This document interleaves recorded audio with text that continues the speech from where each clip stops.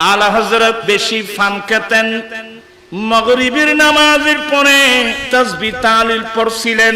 সবশেষে আলা হযরত অপেক্ষা করছেন।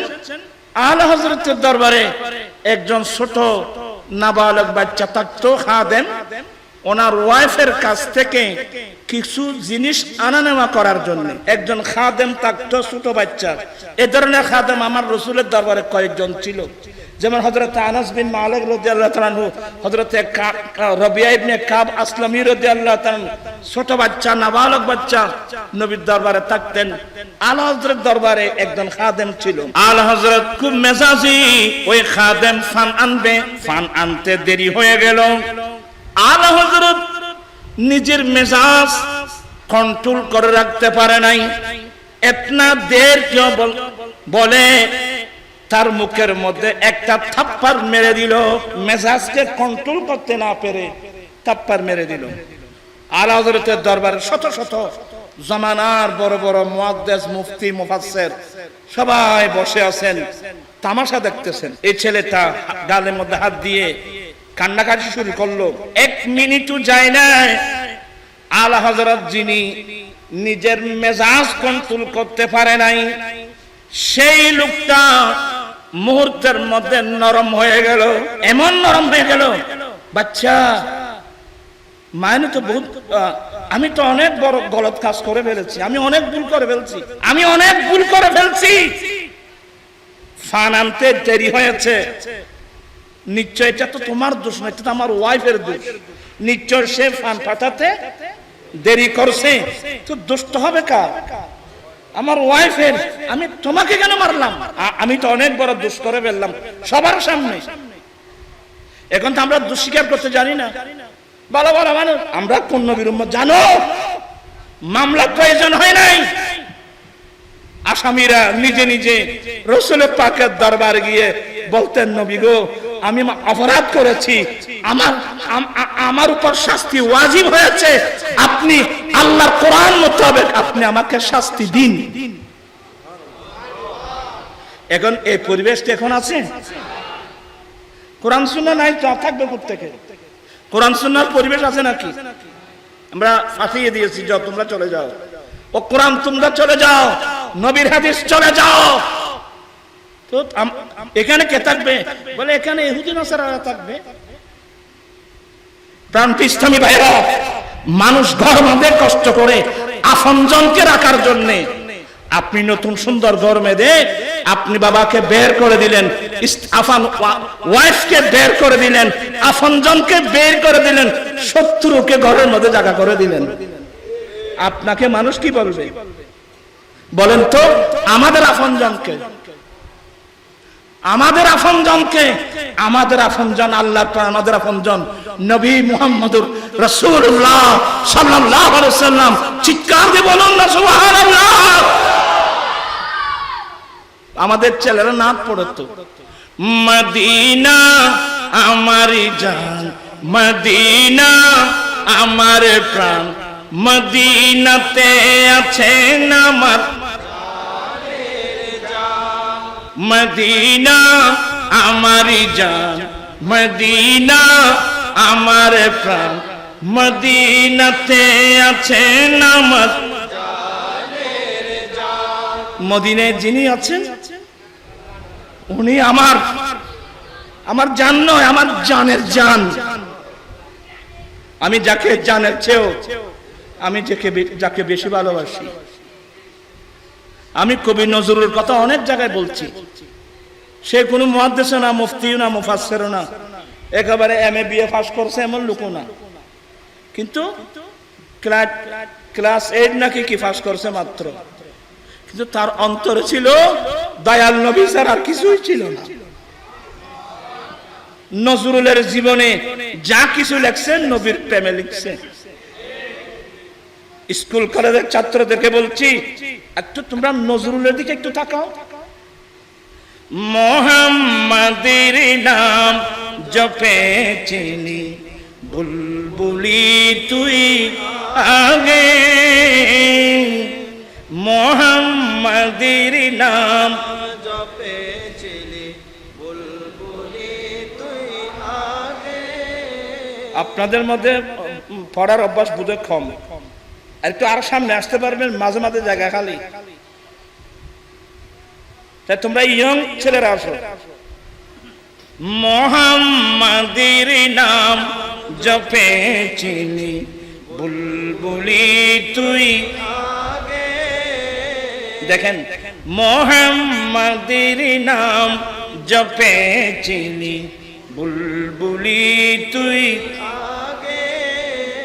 তাই কের তোর কণ্ঠের গান, তাই কের তোর কণ্ঠের গান এমন মধু লাগি ওরে, এমন মধুর লাগি। মোহাম্মদের নাম জপে চিনি বুলবুলি তুই আগে। আচ্ছা, এই কথাগুলো সে কিভাবে লিখলো, তার ব্রেন কিভাবে আঁকলো? এই বুলবুলি, তোর গানের কণ্ঠে এত মধু করতে কেরে? নিশ্চয় তুই আগে আমার দয়াল নবীর নাম জপেছিলি, কারণ মধু মিষ্টি সবকিছু তো মুস্তাফার প্রেমের মধ্যে নিহিত, ঠিক কিনা ভাইরা? আমরা সেই নবীকে ভালোবাসতে চাই কি চাই না? দুই হাত উঠাই বলতে হবে, চাই কি চাই না? উরি গোলাপ, কেন গোলাপ মানে গোলাপ ফুল।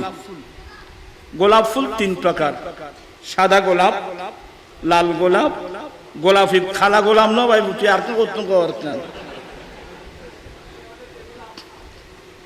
উরি গোলাপ তুই কি প্রথম, উরি গোলাপ নিরিবিলি নবীর কদম ছুঁয়েছিলি।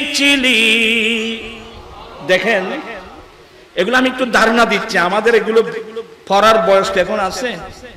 যখন ইয়ং ছিলাম তখন পড়তাম, আর এখন তো আমরা বৃদ্ধ বয়স। তারপরও নবীর প্রেমে বললে অন্তর শান্তি হয়। উরি গোলাপ নিরিবিলি নবীর কদম ছুঁয়েছিলি, সেই কদমের খুশবু আজো, সেই কদমের খুশবু আজো তোর আতরে জাগি উরে, তোর আতরি জাগি। মোহাম্মদের নাম জপেছিলি বুলবুলি তুই আগে। মোহাম্মদের নাম জপেছিলি বুলবুলি তুই আগে। মোর নবীকে লুকিয়ে রেখে তার পেশানির জ্যোতি মেকে উড়ে উচ্চ রঙ্গলি কি তুই গভীর রাগি ওরে, গভীর রাগি। মোহাম্মদের নাম জপেছিলি বুলবুলি তুই আগে। মোহাম্মদের নাম জপেছিলি বুলবুলি তুই আগে। বোমর চিনেন? বোমর, বোমর, বোমর কোথায় থাকে? তোমরা ছেলেরা আমাকে একটু বলো, হেল্প করো, বোমর কোথায় থাকে? বোমর থাকবে ফুল বাগানে। বোমর কোথায়? মাসি কোথায়? মাসি আপনি যেখানে যাবেন, মিষ্টির দোকানেও আছে, আর মনে বাজাচ্ছে, ফাঁকানা থালতে গেলে তো আরো বেশি। মাসি, মাসি, মাসি চিনেন? মাসি কোথায় কোথায় পাওয়া যায়? আপনি মিষ্টির দোকানেও পাবেন, ফাঁকানার তালেও পাবেন। বোমর কিন্তু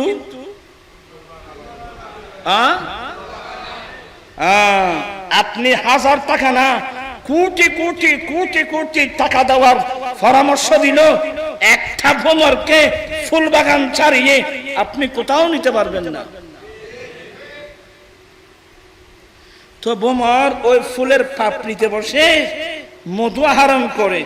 মধু আহরণ করার সময় কি বলেন না, উরি ভ্রমর তুই কি প্রথম চুমেছিলি নবীর কদম। আচ্ছা, এগুলো নজরুলের ব্রেনে করতে আসলো। উরি ভ্রমর তুই কি প্রথম চুমেছিলি নবীর কদম। তুমি ফুলের পাপড়ি থেকে মধু আহরণ করার সময় বুকর তুমি কি বলতেছো?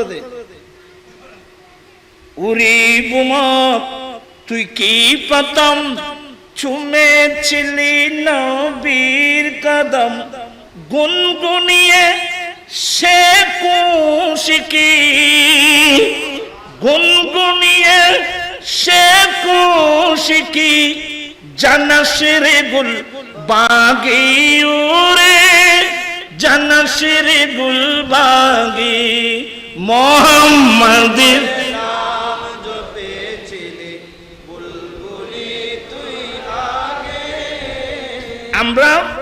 আমরা ওই বাগানের বুলবুলি যে বাগানে গেলে আমার দয়াল নবীর সুগন্ধি পাওয়া যায়। সুবহানাল্লাহ তো বলছেন, আমি বললে আয়া বলে তুমি এখন আর আগায়। এটা আপনারা যে সুবহানাল্লাহ বলছেন, আপনার ছেলে মেয়ে কি স্কুলে না মাদ্রাসা? বলেন কোথায় বাড়াবেন? আমি আমার ছেলে মেয়েদেরকে ওই স্কুলে পাঠাবো যেখানে কোরআনে পাকের তেলাওয়াত চলতেছে, যেখানে আমার দয়াল নবীর হাদিসে পাকের শিক্ষা দেওয়া হচ্ছে। ওখান থেকে আমি আমার দয়াল নবীর সুগন্ধি পাবো, ঠিক কিনা ভাইয়েরা? আবার মাদ্রাসা ছেলে মেয়ে মাদ্রাসায় কয়জন আছে? স্কুল তো ভালো, স্কুল তো খারাপ না। কেজি, কিন্ডারগার্টেন, আশা, প্রত্যাশা, নাজওয়ান, ব্রাক, কত নামের স্কুল। স্কুল তো ভালো, কিন্তু সিলেবাস কি ওখানে কি পড়ানো হয়? কোরআন পড়ানো হয়? কথা বলছেন না কেন? কোরআন পড়ানো হয়, হাদিস শরীফ পড়ানো হয়, আমার দয়াল নবীর হাদিসে পাকের তেলাওয়াত হয়। গর্ত অনেক সুন্দর, বিরাট মনোরম, কোটি কোটি টাকা খরচ করে কত সুন্দর করে ঘর নির্মাণ করলেন। কসম করে বলেন, আপনার ওয়াইফ কোরআন তেলাওয়াত করে, আপনি কোরআন তেলাওয়াত করেন, আপনার ছেলে মেয়েরা কোরআন পাক পড়ে, নামাজ পড়ে।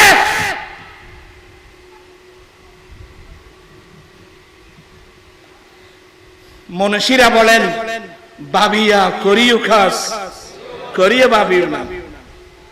আমি একটু বেশি বললে মনে কষ্ট পাবেন। আমরা গচ্ছ বেঁধেছি সুন্দর, আপনজনকে বের করে দিয়েছি, আমার রাসূলকে বের করে দিয়েছি, আল্লাহর কোরআনকে বের করে দিয়েছি। মুসলমানদের এখন কোরআনে পাকের তেলাওয়াত নাই, মুসলমানদের রাসূলের পাকের সুন্নাত নাই, মুসলমানদের রাত্র দিন মুসলমানের বাড়িঘর সিনেমার হল।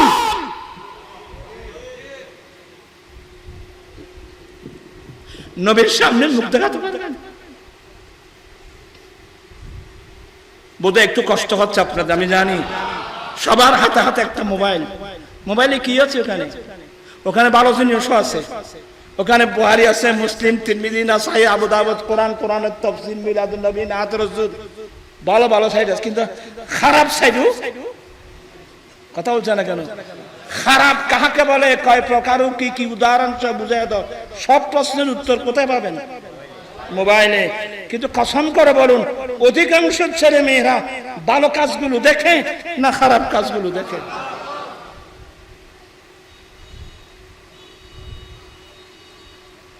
এই ছেলেদেরকে আমরা কিভাবে রক্ষা করব? হ্যাঁ, একটা দিন পারবেন। আমি ইয়ং জেনারেশন যারা, তোমরা নিজেদেরকে কন্ট্রোল করতে পারবেন, রক্ষা করতে পারবেন।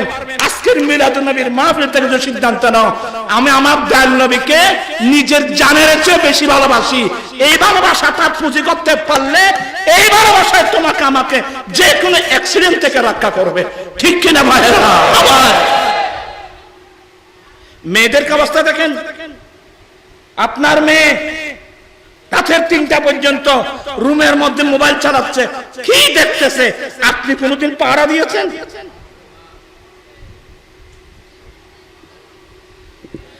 আমি বললেও আপনারা অনেক কষ্ট পাবেন, রাত বেশি হয়ে গেছে, আমি আর ওদিকে যাওয়ার ঠিক হবে না। আমি আলা হযরতের জিনিসটা বুঝাতে চাই, এখানে দেখি মনে কষ্ট আনছেন নাকি? এখন তো মাগফুরা এতগুলো লোক থেকে আসলো। আল্লাহুম্মা সাল্লি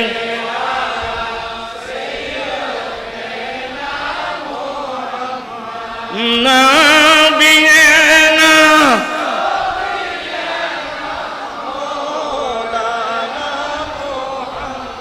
বন জঙ্গলার বাঘ হরিণে চিনিল দয়াল নবী, হর মান ভয়ে চিনিলি না রে, দুঃখ রইল মনেতে। আল্লাহুম্মা সাল্লি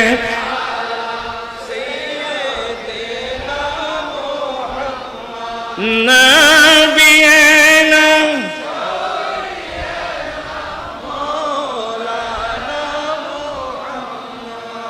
যাই হোক, বলবো না বলতে বলতে অনেক দেরি হয়ে যাচ্ছে। আলা হযরত ওই ছেলেটা গালের মধ্যে হাত দিয়ে, আপনাকে আমার কথার লাইনে ফিরে আসছেন, আপনি কথা বুঝবেন না। ছেলেটা গালে হাত দিয়ে কাঁদতেছেন। সমস্ত মুহাদ্দিস, মুফতি, মুফাসসির সবাই দেখতেছেন, মনে মনে কি বলতেছেন আল্লাহ বেহতর জানেন। এক পর্যায়ে আলা হযরত বলেন, এই ছেলে, আমি অনেক ভুল করেছি, যেহেতু আমি তোমাকে থাপ্পড় মেরেছি, দোষ কিন্তু তোমার না, দোষ হয়তো আমার ওয়াইফের হবে, তোমার তো কোনো দোষ নাই। আমি কেন তোমাকে থাপ্পড় মারলাম? এই ছেলে, আমি আলেমদের উপস্থিতিতে আমি আল্লাহর কোরআন মোতাবেক আমি আমার বিচার করলাম। আমি তোমাকে যেভাবে তোমার গালে থাপ্পড় মারলাম, তুমি তোমার ওই হাত দিয়ে আমি আহমদ রাজার গালে থাপ্পড় মেরে কিসাস না।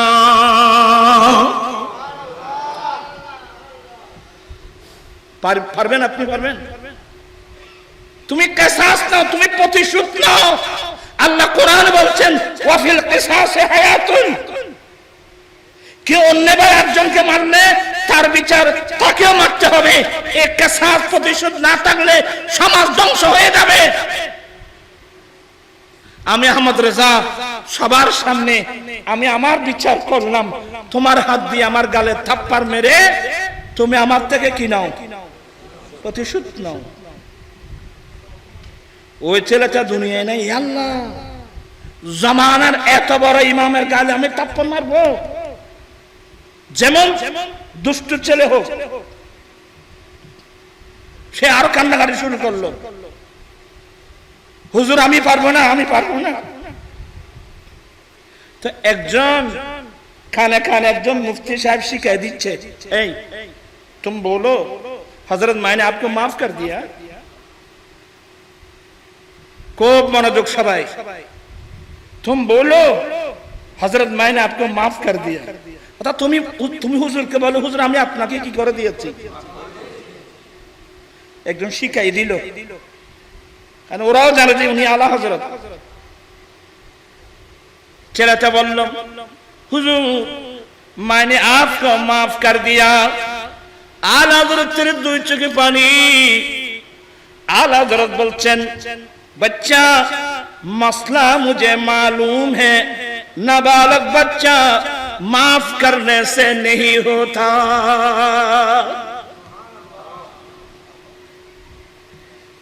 কোথাকার মসলা কোথায় গড়িয়ে যাচ্ছে আমি জানি। নাবালক বাচ্চা মাফ করলে হবে না। সমস্ত মুফতিরা এখানে শেষ। এক পর্যায়ে আলা হযরত নিজের হাত দিয়ে ওই ছেলেটার হাত ধরে, নিজের হাতের ছেলেটার হাত নিজের গালে মেরে সবার সামনে আল্লাহর কোরআন মোতাবেক বিচার করছেন। ইনার নাম হচ্ছে আলা হযরত। এদেরকে অনুসরণ করলে আমরা নির্মল ইসলামী দর্শন পাবো। ঠিক কিনা ভাইরা? আমি কি বোঝাতে পারলাম? এনাকে যে কারণে আহলে সুন্নাত ওয়াল জামাত আমরা ওনাকে অনুসরণ করি, ওনার মধ্যে নফসানিয়ত বলতে কিছুই নাই, ওনার ভিতরে নবীর প্রেম ছাড়া, ভালোবাসা ছাড়া আর কিছুই ছিল না। আল্লাহু আকবার কবীরা। এই সমস্ত মানুষদেরকে অনুসরণ করলে আপনি কিছু শিখতে পারবেন। তা আমি কি বলতে চেয়েছিলাম যে আলা হযরত জীবনে কোনোদিন নবীর সুন্নতের বাইরে একটা কদম দেন নাই।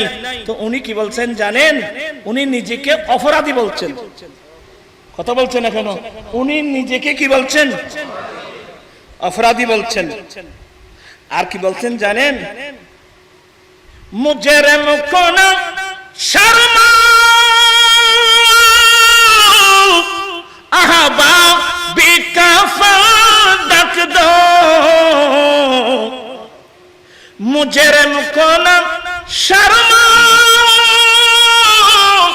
আহবা বিকাফা ডাক দো, मुँह देख के क्या होगा, मुँह देख के क्या होगा, पर्दे में बाई है सुनते हैं के महशर में सलातो या आरे क्यों खाली खावे बनी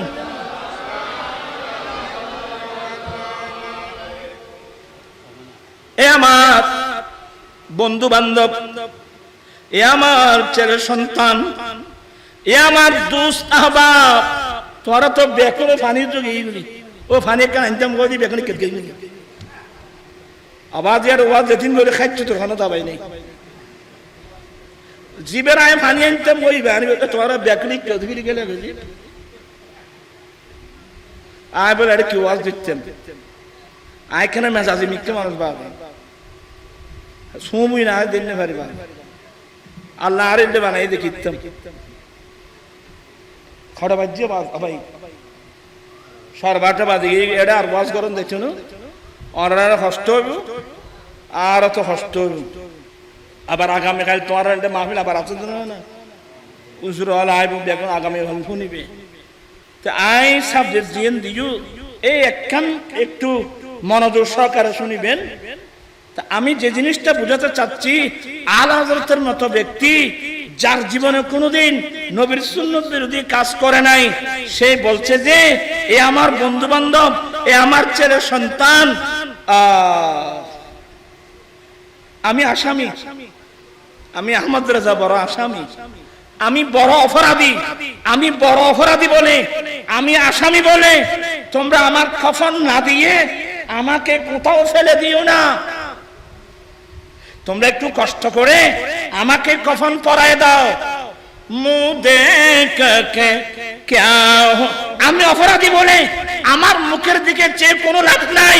আরে শোনো, পর্দে মে বালাই হ্যায়, আমি যত বড় অপরাধী কিয়ামতের মাঠে এই গুনাহগার সাফি উম্মতের জন্য সুপারিশ করনে ওয়ালা আমার রাসূল আছে। চিৎকার দিয়ে বলো সুবহানাল্লাহ। मुँह देख के क्या होगा, पर्दे में बोलो ये है सुनते हैं के महशर में सलातुया।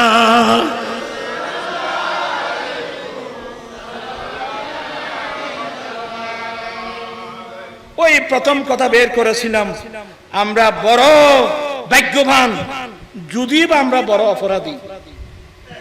আমি এক কথা থেকে গিয়েছিলাম, আপনাদেরকে বুঝাতে পারছি কিনা জানি না, আমরা বড় ভাগ্যবান যদিও গুনাহগার, রিকশাওয়ালা, ঠেলাগাড়িওয়ালা, দিনমজুর, আমাদেরকে কেউ গণে না, গণার প্রয়োজনও নাই। মনে রাখিও আমার নামের লিস্ট, এই গরিবের নামের লিস্টে মুস্তাফার উম্মতের খাতার মধ্যে গুনাহগারের নাম লেখা আছে। আল্লাহ বোনারো আর লাগবে। আমরা বড় ভাগ্যবান, অনেক বড় ভাগ্যবান যদি বা গুনাহগার, আল্লাহ স্পেশাল দয়া, আল্লাহ আমাদেরকে কার উম্মত বানিয়েছেন। কথা বলছেন না কেন? কার উম্মত বানিয়েছেন। আপনারা খুশি তো? এই খুশি প্রকাশ করার জন্য এই মাহফিল দুদিন ব্যাপী। খুশি করলে লাভ আছে? মানুষের বেনামাজ দেয়, খুশি করলে লাভ আছে? খুশি দুই প্রকার। একটা খুশি কোরআন সুন্নাহ বিরোধী, একটা আনন্দ কোরআন সুন্নাহ। যেমন বিশেষ করে বিয়ে বাড়িতে দেখা যায়, আর বাড়িগোনা বিয়ে বাড়ির মধ্যে নাচ গান হয় না, প্যাকেজ নাটক, ব্যান্ড শো, ডিজে, আজে বাজে হয়েছে হয়েছে। হ্যাঁ, আল্লাহর রহমতে, আল্লাহর রহমতে এখন এনে ওই যে না ভাই আয়ার ইসলামী সংস্কৃতি ফরম গঠন করে নামাই দি আর বাহিনী নামাই দি। তোমরা বিয়ে বাড়িতে গিয়ে নাত রসুল পড়বা, কারণ খাতাকে খাতা দিয়ে তুলতে হয়।